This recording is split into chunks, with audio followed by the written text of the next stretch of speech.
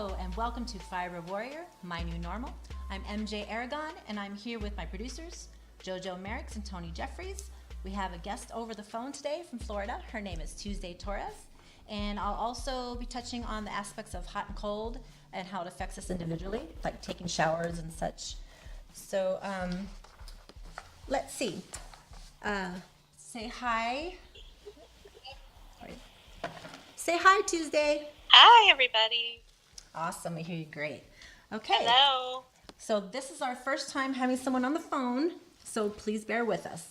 All right, so I wanted to ask you, Tuesdae, how long did it take, when did you know something was wrong with you? I would say it was just a couple months after I had my second child. Just wasn't coming back, like the back pain and such from pregnancy. And spoke with my doctor and we started testing then. Okay, and how long did it take for the doctors to figure it all out, like what it was you had, fibromyalgia? I would say probably, well, she'll be 6 tomorrow, so I would say probably took about a year and a half to figure out what was going on. Yeah, and did they make you go through a lot of testing, or was your doctor aware of fibromyalgia enough to figure it out a little sooner than most, it sounds like? Yeah, my doctor is, she's a primary care doctor as well as a pain management doctor. So she was aware of what fibromyalgia was and started putting the pieces together rather quickly. Oh, that's awesome. How would you say that it's affected your children, you not feeling 100% every day? It's affected them pretty well. Their father and I, are not together anymore for about the past 2 years. So when they're with their dad, they're pretty occupied and doing things physically and things like that. But when they're with me, it's hard for me to get up and do physical things with them, like going outside and riding bikes, go to the beach and things like that. So they have tried to adapt to like the technology of these days, playing games and stuff inside. Yeah, I was actually really thankful for video games and such because I didn't have the energy either, so I completely understand.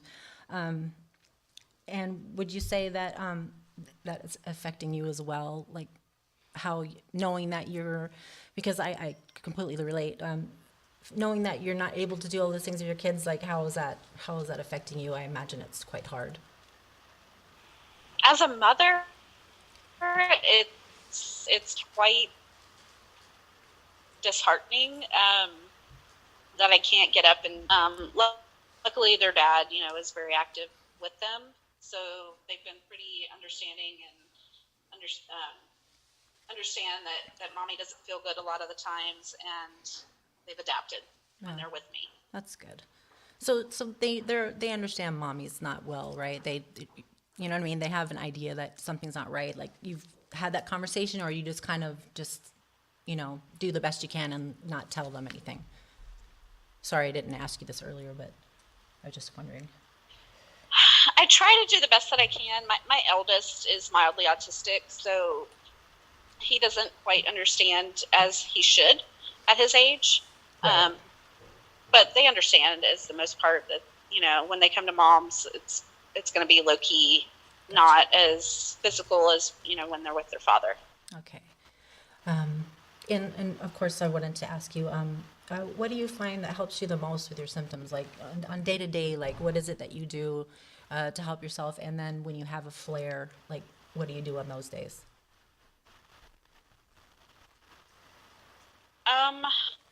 Luckily, I live just 3 streets away from my mother and father. So when I need help, they're right there to help me. I just call my mom and she'll come over and either entertain them or take them to their house. But for the most part, like I said, they're pretty understandable and just do their thing at home. Right. And let mommy just relax. Right. So what is it you do to relax, I guess, would be the question. Like, what is it that you find helps you feel relaxed and feel less stressed? take away some of the pain? Well, of course, the medication I'm on, somewhat helps. Daily on Cymbalta, Okay. and have Norco and hydrocodone for breakthrough pains. But most of the time, I just kind of need to lay on a heating pad or just kind of relax on the couch and either watch movies or try and play a game with them. Okay, good. That's a lot of what I did too when they were little. Except for the heating pad. See, I'm glad you mentioned that, because I wanted to talk about hot and cold and how it affects people. Would you mind going on about that, or do you have to get going, babe? I'm okay right now. I do lay on a heating pad for my back. And then with cold, I found that cold helps with my headaches. So I'll use like a cold compress or like the cold things that go in the freezer Okay. for those headaches. And actually, my kids will kind of like say they have a headache too, and they'll need something for their head. Right. It's quite cute. They're mimicking But mommy. I know that they're not feeling the same thing that I am. Right. That's cute. They want to feel related to mom. That's cool. It sounds like even though you're dealing with so much, that you're still really close to your kids. I'm really happy to. Yeah. So let me ask you. Like for me, heat is terrible. I can't do heat. And they're really young. Yeah. How old are they? Evan, my son, is 10, and my daughter Viviana will be 6 tomorrow. Oh. Happy birthday. Like I said, the boy is mildly autistic, so he's got a developmental delay, so he's more like the age of a 5-year-old. So it's essentially like I have twins. Okay, gotcha. Because they act the same age. Right. Right. So a lot of times for me, it's hard because they'll argue over things, and I'll have to get up and kind of diffuse a fight or whatever. Right. That's normal, though. I don't think it matters the age. Brothers and sisters or siblings in general are going to fight about something. So, yeah.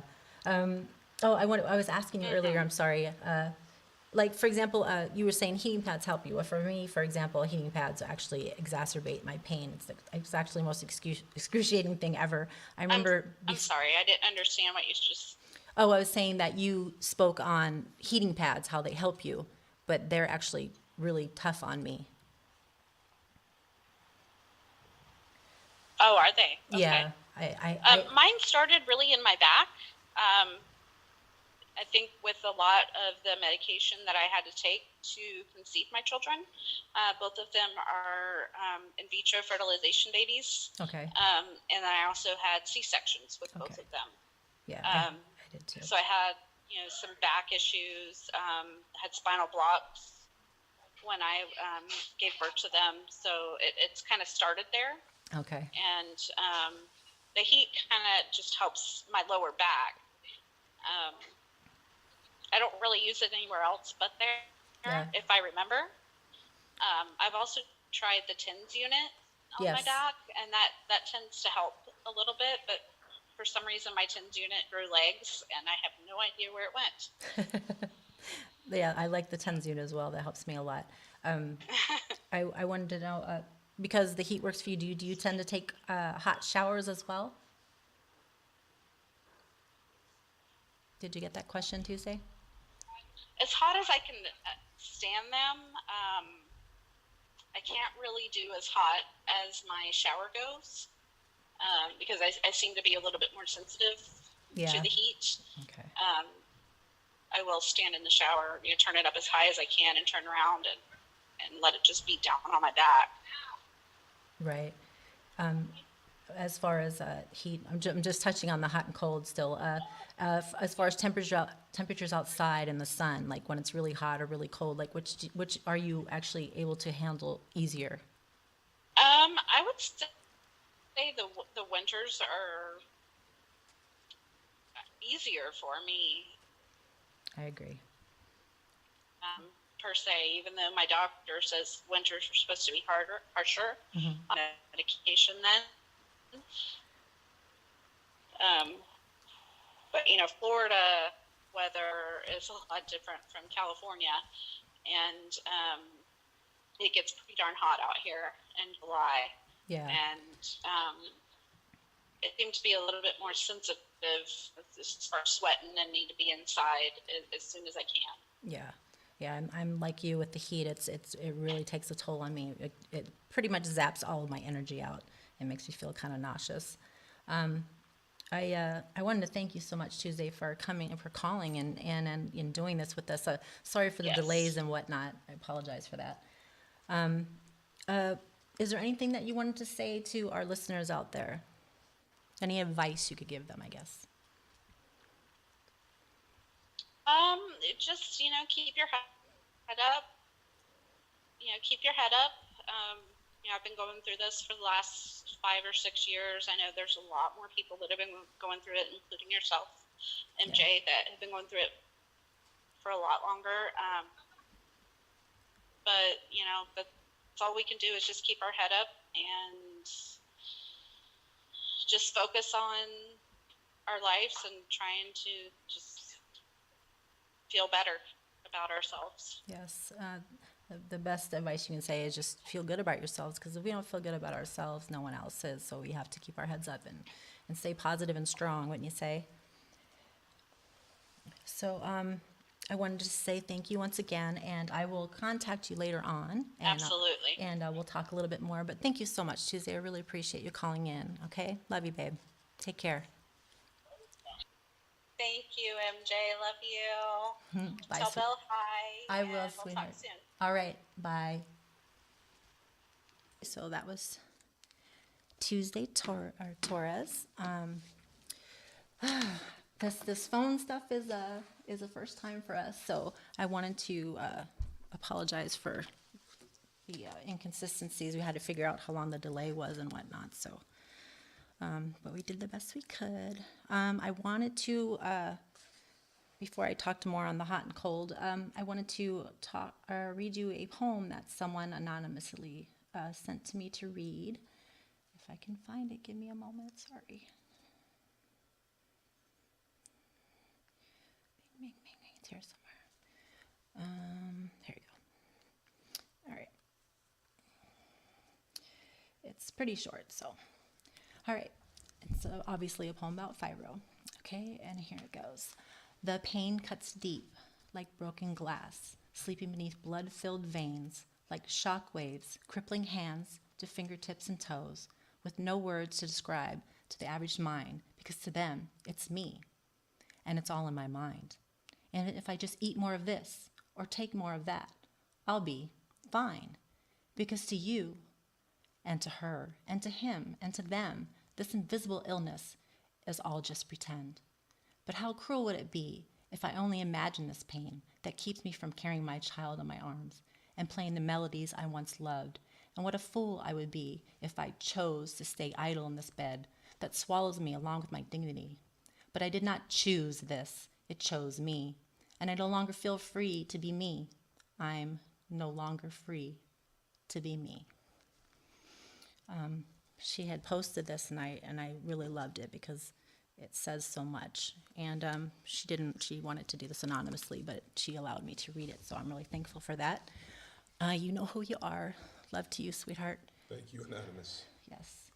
And so, I find that, touching on the poem aspect, that writing really helps me. Sometimes I write my feelings down, actually, a lot of times. In fact, my phone probably has my entire life in it, because when I'm feeling something, I have to write it down, and I get to go back and reflect on it. And that's probably going to be what a lot of my blogs are, things that I've written down on my downtime, and when I was just thinking a lot about life and things in the past and the future and just how we're living life now. And so I appreciate those. So even if you don't want to submit a story, I would love poems or anything like that as well, just so you know. And to get back to the hot and cold thing, so I found out that there's a lot of us, of course, we all have fibromyalgia and then things connecting to it. So I'm sure that has a lot to do with why some of us can't handle the heat, some of us can't handle the cold, etc. For me, I touched on this a little bit earlier, but I can't do heating pads. I remember the first time I tried to do a heating pad when I was a lot of pain. And this was before I knew what I had and that I was having a fibro flare. And I remember I put the heating pad under me, and within minutes, I was in the most excruciating pain. I couldn't move. I was like crying and yelling for my kids. They came running in to get it out from under me because it was so painful. And I was so scared because I didn't know what just happened. I had never experienced something to that extent before. It was really, really excruciating. And I remember my boys being scared because they've never seen me react like that. And that's when I realized like heat is not good for me. And of course, as time went on, I noticed I started taking cooler showers, and the summer times are a little rough on me. I used to live in Palm Springs, which gets quite hot, especially in the summer. It can get up to 115. And so I noticed that, heat was not my friend, but I did prefer it over the winters. I used to look forward to summertime. You get to dress light, you get to, go out and do things. And, even though I wasn't always feeling well, it just seemed like a better time of the year. But I noticed as time has gone on that I actually prefer the winter. The coolness of the winter makes me feel a little more comfortable. I don't feel as stressed out. I can relax more. I sleep a little bit better. But in the summertime, when it's hot, I can't even, I don't live in Palm Springs anymore, so I don't even go out there to visit my family very often because the heat just takes everything out of me, completely zaps all my energy, and I'm just absolutely worn out. And my face and my chest and my neck get bright red. Sometimes my whole, I just feel just ultimately the worst I could possibly feel. So I try to avoid the summertime during the day anyway. I usually go out and visit late at night, which is when I'm most awake anyway because I'm a bit of a vampire. I usually sleep during the day and I'm up all night, which works for me as far as the heat goes. That's a good thing. But I noticed that each summer it's more difficult to function when it's hot. Like the hotter it gets as the days go on through the summer, I notice I do less and less. Like I'm less mobile, I have less energy. For example, when I take a shower, I was never big on really hot showers, but now I can't go ice cold because that actually is painful. The allodonia and whatnot, the feelings of the pinpricks and whatnot from fibromyalgia, that makes it very uncomfortable. So I kind of keep it like a lukewarm, and that's probably the most comfortable shower I can take. But in the wintertime, when the bathroom's really cold, like I have to bring a space heater in there because if the bathroom's too cold, I can't take a cool shower, and then I'm just miserable all over. In the summertime, of course, I can take a nice cool shower and then, be comfortable. But once I get out, of course, I get hot right away. So it's like a give and take. I can't seem to win too often with that. So I really look forward to the wintertime when it's cooler and I feel a little bit better and I'm not sweating and worn out and I can function somewhat normally in the wintertime. Let's see, what else? I have a question. Yes. Does Epsom salt help? I've tried the Epsom salt and it does help, but I can't take hot baths. Oh, I actually feel it has to be hot first. Yeah, Salt. it doesn't dissolve as well. Right. So yeah. So yeah, I've tried taking hot baths and I actually end up feeling worse. And Bill's like, "Babe, take a hot bath." I'm like, "No, it makes me feel worse." And then we go through the spoon thing, what we talked about. 12 spoons. Taking a shower takes a lot of energy out of me. So a bath's not too bad as far as taking energy out, but it has to be somewhat warm, So I'm like, I've actually taken cool baths because it was so hot in the room. I actually ran myself a cool bath and just sat in the bath to cool down because it got so hot this last couple summers, especially this last one was extremely hot compared to before. So it really took a lot out of me. So yeah, I've taken cool baths, but I'm not a big bath person. That's not, and plus I'm long. I'm like almost 6 foot tall. So our bathtub's nice, but it's not very long. So I feel all scrunched up in it, which isn't relaxing either. Right. So, I imagine if we had a bigger tub, that might change things. But right now, no, I'm not a big fan of baths. I love being outside in nature, but, in the summertime, I can't do it. In the wintertime, I like being out here and looking outside because we have a nice view out here. And it's very pleasant and relaxing. But in the summertime, I don't go outside too much. Right. What about fall? Like that kind of in between. Yeah. As soon as it starts to get cool, I like it. But sometimes, like this year, was like back and forth a lot. Like, okay, when's fall gonna get here? Because it kept getting warm again. I'm like, I just want the cool weather because, I can't plan my day anyway. I have a hard time planning ahead, but trying to plan your day, at least knowing what to wear during the day. Like you think it's gonna be cool because when you get up, it's nice and cool, and then instantly it's hot, Right. and then I'm just dying. I want to take off all my clothes because I'm on fire. So, the fall can be good, but once winter got here, it was when I was most comfortable and I could sleep better. I like to sleep. Another thing with my hot coat, I have to have my feet out from under the covers. I don't know if anybody else does that, but if my feet get hot, I'm on fire. So my feet always have to be out unless I'm freezing. So usually I'm sleeping, I have my toes poking out at least, if not my whole foot, and that keeps me comfortable. So I'm covered in the covers, so I'm warm, but my feet are cool. My love Bill, he will tell me like, babe, you're freezing. My skin will be ice cold, but I'm internally on fire. I literally feel like I'm sweating, but I'm cold on the outside. I don't know exactly the reason for that, but. And that's so, but your skin will be cold, but you'll be hot on the inside. Mm-hmm. Yeah, it's almost like if you've ever had the flu. Have you ever had the flu where you're really, really you hot, get the but you chills, get the chills? yeah. It's just like that. It's that same exact feeling. It's like having the flu. Yeah. Now, is there any other way that affects you? Like, does it, I don't know, does it cause extra dry skin or anything? Because your Yes, body's so cold? my skin does get really. I noticed that my feet and hands get really, really dry. Like for example, Bill has a really nice man feet, Mm-hmm. and his feet are nice and smooth and like not dry at all. But my feet are really dry. Like I have to work to keep my feet nice because they get so dry, and my fingers around my cuticles and stuff get really dry. I'm constantly having to keep those cleaned up because they're super dry. It didn't used to be like that. It's Right. just it's more of a recent thing that I have to deal with. So yeah, I think that. It definitely, the wintertime, you wouldn't think so, but the wintertime's actually worse because we're drier in the winter with the heat and all that Right. people turn on in the house, the windows are all closed up. Whereas in the summertime, you're sweating. So my feet and my fingers are, my cuticles they're more moisturized. Right. Even though I moisturize them, I use coconut oil all the time from head to toe Mm-hmm. in my hair and everything, but it's still not quite enough. Like I still get really dry in those areas. So, Right. so yeah, it definitely makes me dry. Absolutely. Moisturizer as far as that, because I try to be careful about what I use for moisturizer. I try to use the natural stuff, hence the coconut oil. You have a question, Tony? Yes. I want to know, like, how often are you, like, getting, like, a reoccurring thing, like, as you're living with fibro? Like, you told me before, like, you found out certain foods you like, and then all of a sudden you don't. Oh, yeah. Or you try them too many times, you don't like it. Yeah, Like, how often is it's that? not that I don't like them. I still like them. It's just I found out Right. that my body's rejecting them now. Right. So I've actually lost 10 pounds recently without even trying it. All I did was change what I was eating because we weren't doing too well financially. So I was eating a lot of things like pasta and whatnot that I really should not be eating. Excuse me one second.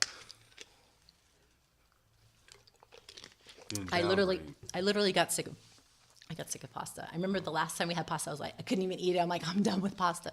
So I'm thankful that, we're doing a little bit better now and I can eat healthier. So I've been eating a lot more salads and stuff. It's sad that the healthy things are so much more expensive than the things that you're not supposed to be eating, but then again, I was eating healthy when I was gaining weight and I couldn't figure out why, because I was eating healthy like I should. And it didn't make any sense. And I found out that even though I'm eating healthy, those certain things I was eating constantly over and over again, apparently my body decided that they didn't like it. And so I became allergic to it. And so every time I'd eat them, I wouldn't feel well. So I was eating, going out to dinner with Bill, like for sushi, for example, and I love lemon. I would have salmon with like slices of lemon, the whole rind and everything. And apparently, I'm not supposed to be eating lemon anymore because I ate lemon constantly with like many things. Yeah, I'm allergic to celery. I'm Yeah, allergic to, and I knew I was allergic to celery as far as of intake, eating it, but I was actually cutting up some celery for Thanksgiving, and I had a reaction on my hands and like on my face and neck and everything turned red. I was actually having a reaction. It wasn't just It wasn't just internal. It was. I'm literally allergic to it, just the touch. And I used to eat a lot of celery because it's good for you. It's zero. It's negative calories. So, and then peanuts is the big one. I cannot have peanuts. I actually have to carry EpiPen for that one. But the other things how are to bottle that. how to bottle that. Yeah, if you could sell that, I could give you something where eventually you'll just never want it anymore. Like, Well, see, It's a that's great the product. thing. It's not that I don't want it. Like for example, I love raspberries and I love lemon. Those are things I used to eat a lot, and I can't have them anymore. It doesn't mean I don't want them. I want to have them, but I know I shouldn't eat them. So lately, okay. I've been eating a lot of avocado. Thankfully, I'm not allergic to that yet. The little cherry tomatoes, romaine lettuce or spinach or something like that. And maybe I'll throw some chicken in there or something. And then I'll use although I'm not supposed to use this one thing, but sometimes I'll put lemon. It's a certain lemon. It's a lemon that has like orange. I always forget what it's called. A Meyer lemon has like a little bit of an orange flavor to it. I put that over my salad and it's amazing, or on my tuna or something like that. But I figure as long as it's just that one thing that I'm being bad, that it's not the worst thing that could happen. And I don't feel totally terrible after having it. But I literally have lost, like, I was like, one day I was like, man, my jeans are really loose on me. I was like surprised by that because I hadn't really been paying attention to my weight. I just started eating healthy, and I've been so busy with this that it didn't even cross my mind. So I went in the scale, and I was like, oh my God, 10 pounds, awesome. That made me happy, of course, because, any extra weight on you puts extra weight on my joints, which kills me. So yeah. The podcast is doing so good, so much good. Yes, Really, right? Yeah, it really is. It's in so many different ways. Yeah, the fact that we touched on this last week. The fact that we could be helping even just one person. You know what I mean? I was listening to number 4 last night that I'll be posting tomorrow morning, and just kind of brought a tear to my eye because I'm like, we're coming along, and people are reaching out and people are being helped by this, and we don't have a lot of followers yet. Obviously, we hope to have more, but I'm thankful for just who we have already. It's really nice to know that people are listening and reading the blog, and the posts that I put on our Fibro page, which is the same name, of course, and you can find that through Facebook. We have a nice Facebook page, and we post pictures and whatnot, and I share all the podcasts and the vlog that we just recorded, which I will also be posting tomorrow. And oh yes, and we also have the podcast on YouTube. Hey. So we can reach some more listeners out there. So on the podcast on YouTube, obviously there's nothing to see, but we do have pictures. We did add pictures to it so that it wasn't completely boring, so you have something to look at if you want.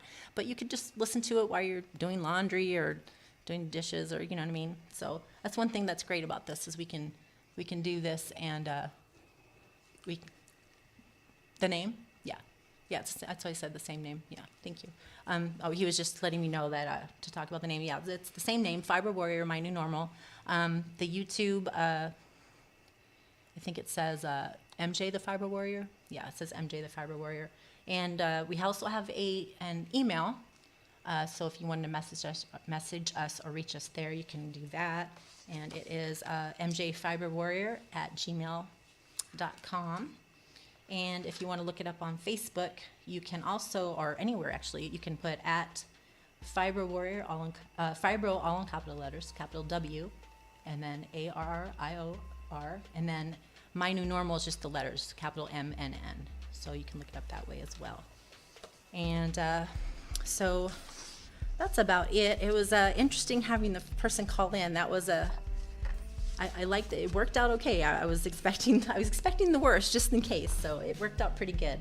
So yeah, anybody who wants to call in, once again, please submit your journeys. I'd love to share them. And thank you all for listening. You're not alone. We love you. We love you.